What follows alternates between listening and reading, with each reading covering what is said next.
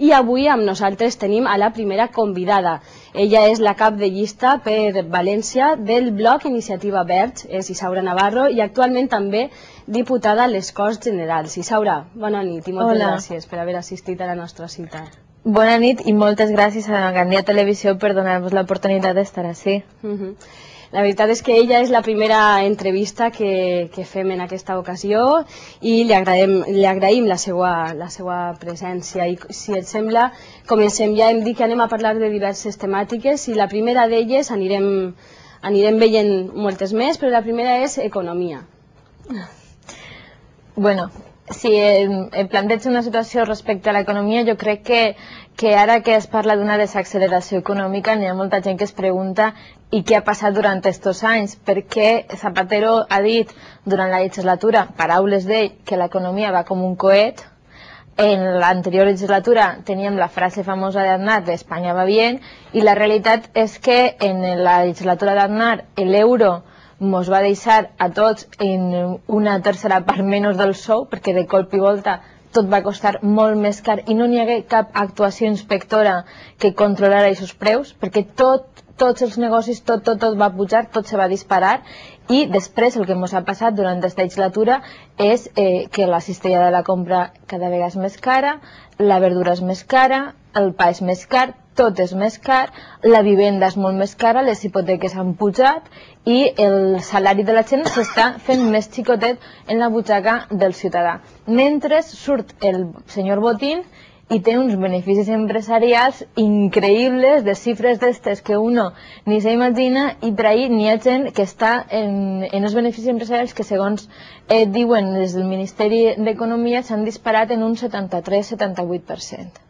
durant estos anys. Doncs, efectivament, l'economia per alguns ha anat com un coete, però per al ciutadà de peu, el que va al supermercat, el ciutadà normal que té que pagar una hipoteca, com sóc jo, que pago una hipoteca i ara me diuen, la podràs allargar? I dic, és que no tinc tanta vida per allargar la hipoteca. No és raonable uns beneficis econòmics, una macroeconomia que va bé, que no beneficia al ciutadà. Jo crec que ha sigut una de les carències dels dos governs, que no s'ha mirat cap a la gent normal, que els salaris cada vegada estan a més distància dels beneficis empresarials, sobretot de les empreses que cotitzen en bolsa. Això ho ha dit un periòdic que va fer un estudi, que mai havíem estat a tanta distància. Per això el salari se va fent més xicotet i la gent no està millor. O sigui que en una desacceleració econòmica de la que es parla ara, jo ja no sé a on podem arribar en aquesta situació, com dia, de la butxaca de la gent normal, de la gent del dia a dia, i no dels Botín i tota aquesta gent que són els que utilitzen els bitllets de 500 euros, que un els veu molt poquet i diuen que Espanya és el país on més n'hi ha en funcionament, i clar, dius, doncs jo he vist una vegada i no he vist més.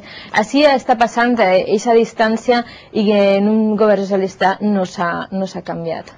El govern socialista, un poc per a pal·liar un poc esta situació, o no sé si en un caire totalment electoralista, Zapatero ha anunciat el tema de que va a donar 400 euros en la declaració de l'IRPF. Com veieu vosaltres aquesta mesura i què faríeu vosaltres? Quina seria la vostra alternativa per intentar reactivar l'economia? Doncs molt senzill, jo no tornaria als 400 euros i faria el tren Gandia-Olivadènia, per exemple.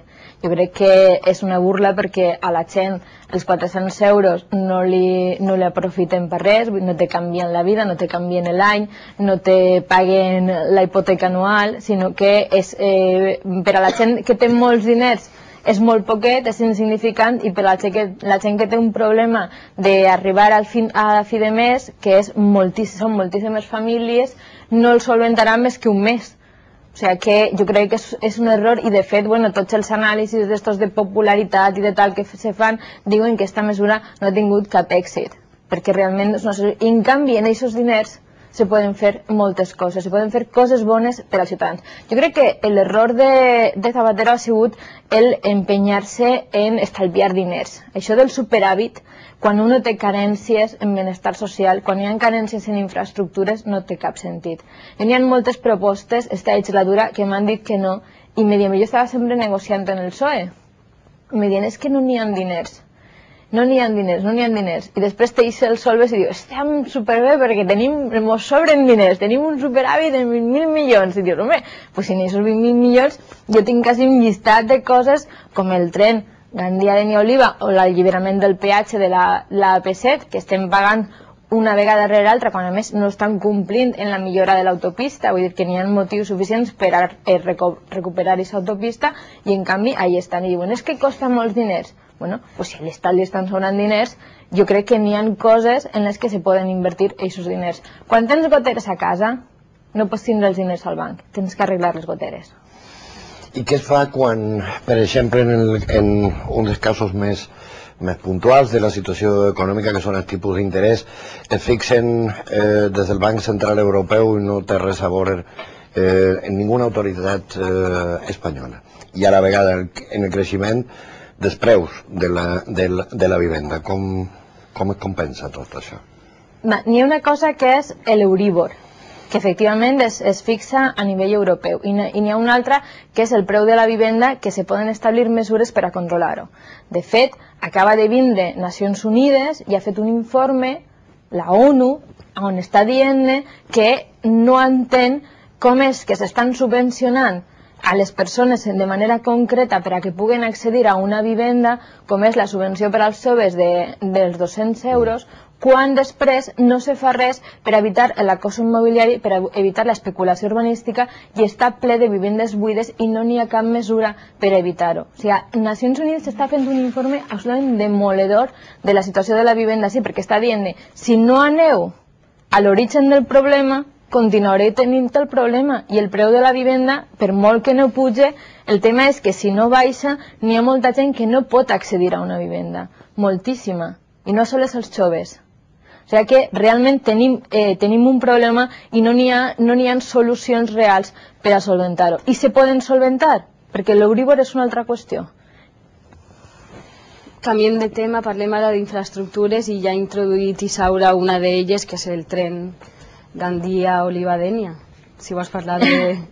Bueno, a mi és que em sembla lamentable el que ha passat aquesta legislatura, que és que vam aconseguir uns diners per a que se finalitzara més bé, perquè l'estudi fins a Oliva està fet, del tren Gandia-Oliva està fet, i faltava l'estudi a Dénia, i se van aconseguir 600.000 euros, que és molt poquet, per a que se farà l'estudi, que és el primer pas, per a després fer el tren, i no s'han gastat els diners.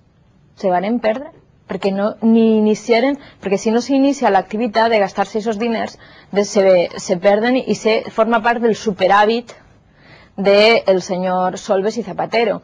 Clar, jo crec que es tracta d'invertir en les infraestructures de la gent del dia a dia.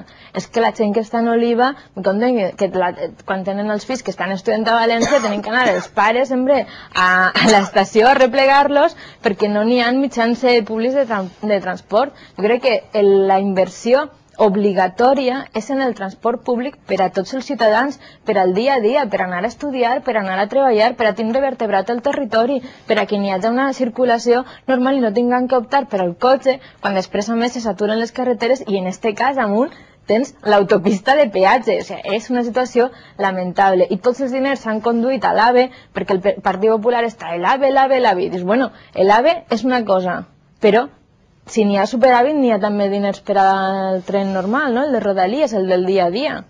I després la prisa en l'AVE és més bé l'anar darrere del missatge del Partit Popular.